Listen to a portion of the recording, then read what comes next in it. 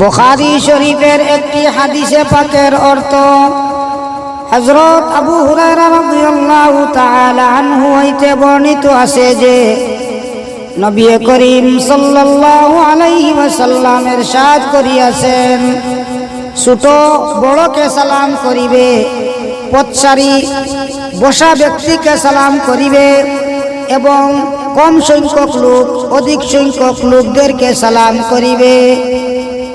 হযরত আলী রাদিয়াল্লাহু তাআলা আনহু হইতে বর্ণিত আছে যে রাসূলুল্লাহ সাল্লাল্লাহু আলাইহি ওয়াসাল্লাম ইরশাদ করিয়াছেন, পথচারী জমাতের মধ্যে হইতে যদি এক ব্যক্তি সালাম করে তবে উহা সকলের পক্ষ হইতে যথেষ্ট, এবং বসা লোকদের মধ্যে হইতে যদি একজন জবাব দিয়া দেয় তবে সকলের পক্ষ হইতে যথেষ্ট। অন্য হাদিসে হযরত মিকদাদ ইবনে আসওয়াদ রাদিয়াল্লাহু তাআলা আনহু বলেন, রাসূলুল্লাহ সাল্লাল্লাহু আলাইহি ওয়াসাল্লাম যখন রাত্রে তাশরীফ আনিতেন তখন এমনভাবে সালাম করিতেন যে ঘুমন্ত লোক জাগ্রত না হয় আর জাগ্রত লোক শুনিয়া লয়।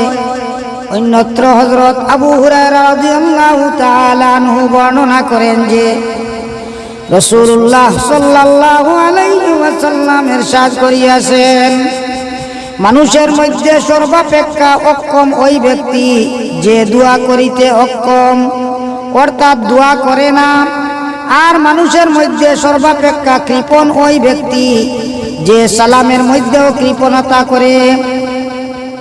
হযরত ইবনে মাসউদ রাদিয়াল্লাহু তাআলা আনহু রাসূলুল্লাহ সাল্লাল্লাহু আলাইহি ওয়াসাল্লামের ইরশাদ নকল করেন যে সালামের পরিপূর্ণতা হইল মুসাফাহা।